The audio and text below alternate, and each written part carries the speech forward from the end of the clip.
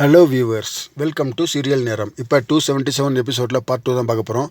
எடுத்தோடனே அந்த மண்டபத்தில் குணசேகரன் தனியாக உட்காந்து யோசிச்சுட்டே இருக்காப்புல. அவங்க அம்மா ஏப்பா பெரியவனே, ஏன் இந்த மாதிரி தனியாக உட்காந்து யோசிச்சுட்டு இருக்கேன், அதான் எந்த பிரச்சனையும் கிடையாது இல்லை, கல்யாணம் முடிய போதில்லை, பின்ன என்னப்பா இப்படி தனியாக உட்காந்துட்ருக்கேன் அப்படின்னு சொன்னோடனே குணசேகரன் சொல்கிறாப்புல, அம்மா பேசாமல் இருப்பா, எனக்கு கல்யாணம் முடிகிற வரையும் நான் இந்த மாதிரி தான் உட்காந்துருப்பேன், பேசாமல் இருங்க, டென்ஷன் ஏற்படுத்தாதீங்க அப்படின்னு சொன்னோன்னே, என்னடா இந்த மாதிரி அண்ணன் இந்த மாதிரி சொல்கிறான் அப்படின்னு சொல்லி ஞானத்தையும் கதிரையும் கேட்கும்போது, அண்ணே ஒன்றும் இல்லைண்ணே வாங்கினேன் அப்படின்னு சொன்னோன்னே, ஏன்னு டென்ஷனாக இருக்கீங்கன்னு சொல்லி கதிர் கேட்க, இன்னும் அந்த தகவல் எதுவும் வரலப்பா அப்படின்னு சொன்னோடனே அம்மாச்சிக்கு ஒரு டவுட் வந்துடுச்சு.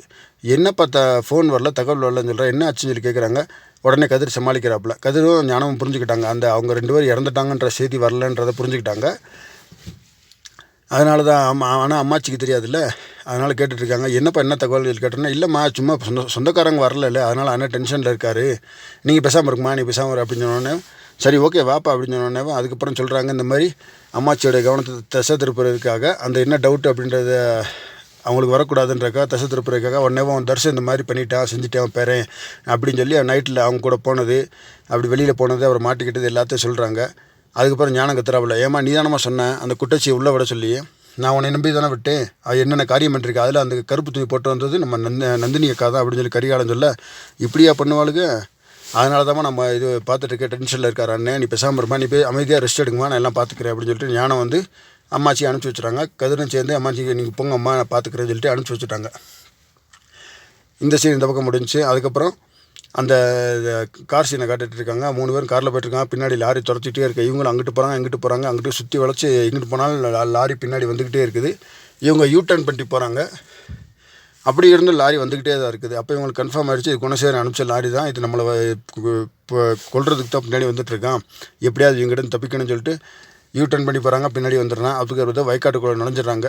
வயக்காட்டுக்குள்ளே நுழைஞ்சிட்டு இருக்கும்போது டக்குன்னு சரி பின்னாடி பார்த்தா வண்டியை காணோம். சரி நல்லதாக தப்பிச்சுட்டா அப்படின்னு சொல்லிட்டு போயிட்டே இருக்காங்க. பார்த்தா ஆப்போசிட்டில் அதே லாரி வந்துட்டுருக்குது, அதே ஸ்பீடில் வேகமாக வந்துட்டு இருக்கும்போது டக்குன்னு அப்படியே ஆக்சிடெண்ட் ஆன மாதிரி காமிக்கலை, பட் ஆக்சிடெண்ட் ஆன மாதிரி ஒரு மியூசிக்கெல்லாம் கொடுத்துட்டாங்க. அப்படின்ற போது அவங்களுக்கு ஆக்சிடெண்ட் ஆன மாதிரி தான் நான் நினைக்கிறேன். அப்படியே உடனே மறுபடியும் மண்டபத்தில் காமிக்கிறாங்க. அப்படியே குணசேகரனுக்கு அந்த ரவுடி வீரான்றவன் கால் பண்ணுறான்.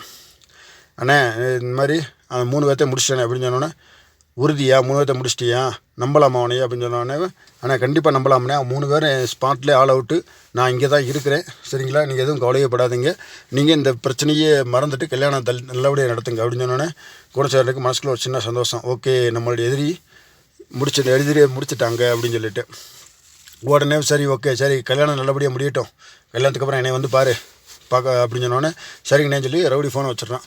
அதுக்கப்புறம் ஓகே குணசாரி இருந்துச்சு. அப்படி கல்யாணம் பண்ணுறதுக்கு ஒரு சின்ன சந்தோஷத்தோடு போகிறாப்புல. அதுக்கப்புறம் சக்தியை காட்டுறாங்க. திடீர்னு அவர் வீட்டுக்குள்ளே அவங்க வீட்டுக்கு போய் அவங்க அண்ணன் ரூமில் அந்த ஃபோனோட எவிடன்ஸ் இருக்கான்னு சொல்லி தேட போகிறாரு. அவங்க அண்ணன் ரூமில் போனால் அந்த லாக்கரில் போய் தேடிட்டுருக்காரு.